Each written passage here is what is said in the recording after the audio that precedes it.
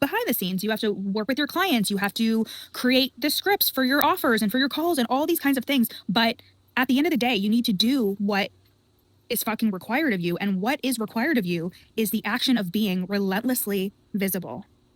And what you need to stop doing right now is identifying as a fucking perfectionist. Welcome to Did I Stutter with Jill Perick. And yeah, I probably did because I have a stuttering disability. But I'm also a multiple six-figure business and mindset coach who's here to help you shut down the mindfuckery of imposter syndrome, self-doubt, and playing the nice girl in your content so you and your brand can blow the fuck up and so you can stack the motherfucking cash. I'm holding absolutely nothing back. We're talking marketing, messaging, mindset, subconscious healing, nervous system regulation, and how to do it all even with raging anxiety, ADHD, and just being a fucking human. If fuck is one of your favorite words and nothing can get in between you, your iced coffee, or the work that you're here to do, I'm your girl. Let's dive in. This is the kind of person that is never going to fucking win, because in the industry, we're seeing a lot of people talking about, oh, the industry is changing, blah, blah, blah, blah, blah. And like, the truth is, it always is, because the online coaching industry has a high churn rate. So there are a lot of people that come into it, they don't have what it takes, and they stay for 2 months, 3 months, 6 months, whatever the fuck it is. And then they decide that they're done. And then they decide they can't handle it, or they tell themselves, oh, I invested in this coach and it didn't work out, blah, blah, blah, blah, blah. Okay. As you can see also, and here, a lot of these people are also victims, and they see themselves as that. But the truth is there are just a lot of people that can't hack it, and they can't figure out how to stay in the fucking game until shit works. And even after it works, even after you are seeing success and signing clients and doing all of the things, you will still have time periods and seasons where things are not going how you wish they could be going. It's not always going to be perfect. I had been in business for about 3 or 4 years, and I had taken my business full-time a year before. I had to drive for Uber Eats for 30 days, right? Like, that was a reality for me, even though I had made hundreds of thousands of dollars at that point. There are going to be seasons where not everything is going perfectly, but you can still be a fucking winner and still have a down season. It doesn't matter how smart you are, but if you cannot get yourself to do what needs to be done, you won't get the results you want, period. And that is how simple it is like, you will tell yourself during these down seasons or hard times that, like, well, I don't really need to go live. I don't really need to keep posting 2 times a day. I don't really need to reach out to this person about being on their podcast, or I don't really need to do XYZ.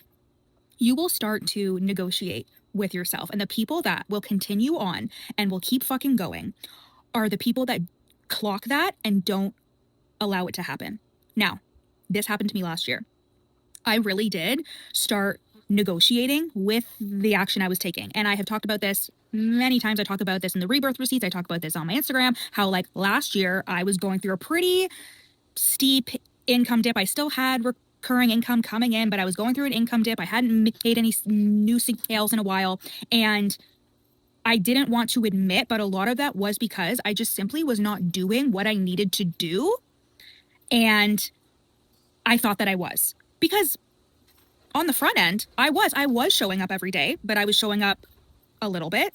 I wasn't showing up with as much conviction and certainty as I should have been.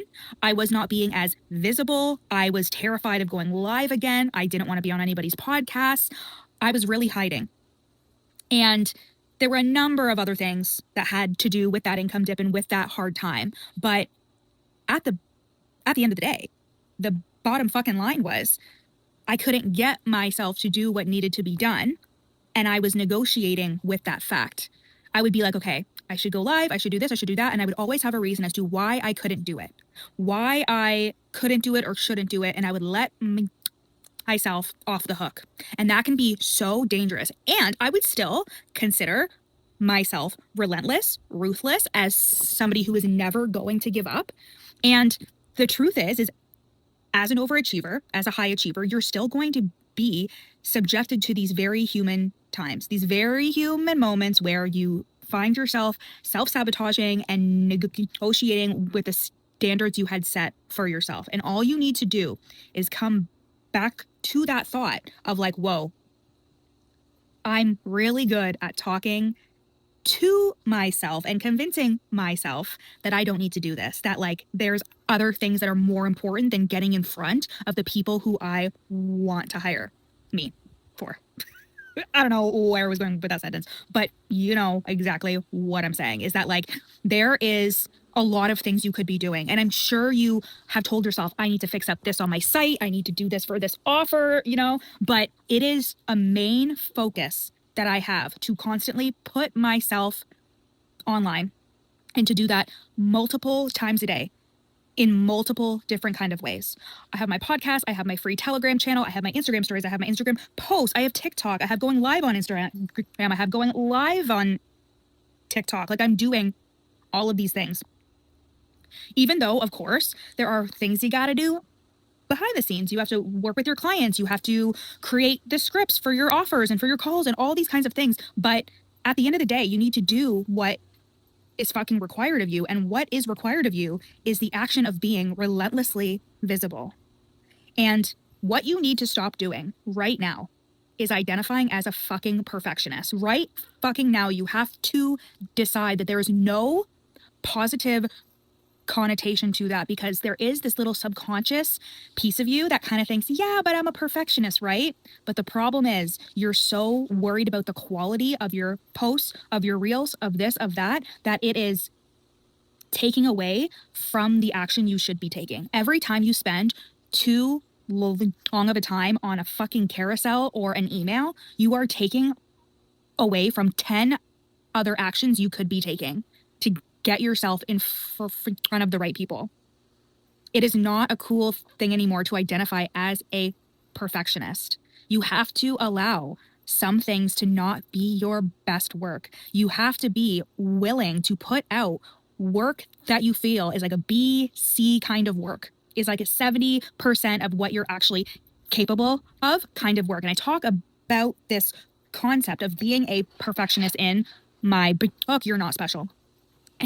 And I talk about the fact that like it is this euphoric place, this idyllic scenario that doesn't exist. But because you subconsciously think it does, everything that you actually create is not going to look the way you think it's supposed to look. Right? You have an idea in your head for an Instagram and you're like, oh, this is such a good fucking idea. It's such a juicy idea. And then you actually start creating it and your expectations of how it's supposed to look and sound like are different than what's currently in front of you on the Canva slides or in how you're speaking to the camera. And you convince yourself, this isn't good enough. I can't put it out because it doesn't look like the perfection or the perfect view I have of this in my head. You have to choose quantity over quality. You'll never fucking get, it is so windy right now. You will never get any fucking results if you are obsessed with things being perfect, if you are obsessed with the quality of things to the point that is detrimental to you getting shit out there, because people are paying you for who you are. They're paying you for your opinions, for your thought leadership, for how you can lead them. Are we saying like you shouldn't care at all about like how your Instagram looks or anything like that? Of course not.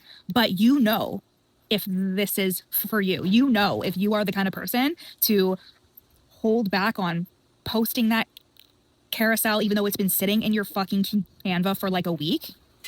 I don't even entertain that shit. If I have an idea, I am acting on it today and I am uploading it today. And you have to have a lower threshold for that. You have to allow yourself to post shit and do shit that isn't at your 100% capacity. And when you realize that you can make a fuck ton of money doing this, that you can make so much money from clients you're obsessed with your work that isn't even your best work, okay? That's when you realize you're being paid to be yourself. But this euphoria, this idyllic situation or platform or carousel that you think exists, it doesn't. It's just a very good way at your subconscious to manipulate you and tell you that there is such a thing as perfection, but there's not.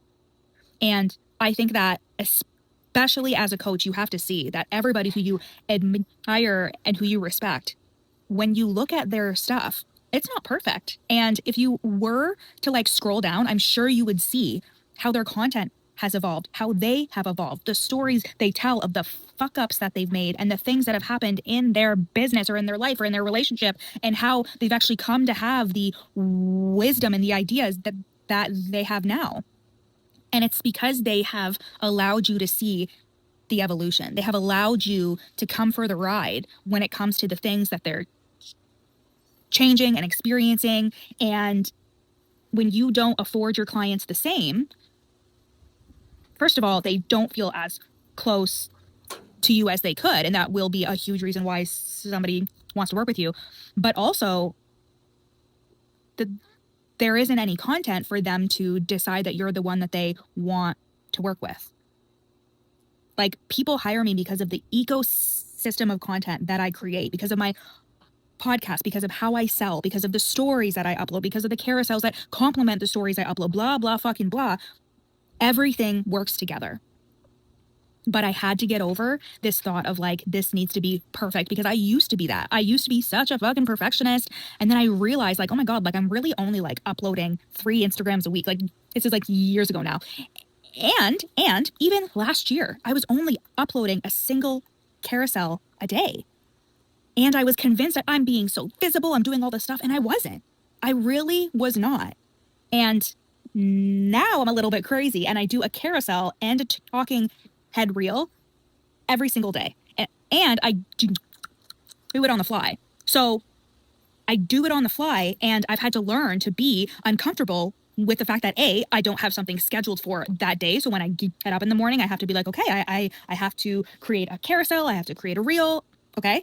So I'm stretching my capacity that way, but then I'm also stretching my capacity in the way of knowing it's not going to be perfect and I have to post it anyways, allowing my audience to see me for who I really am, and putting visibility and selling and getting in front of the people who I want to work with, putting that over perfection and this idea of perfection that the old version of me thinks exists. So go and take your fucking action today, the action that you are so used to negotiating yourself out of. Because I promise you, shit will change so fast as soon as you do.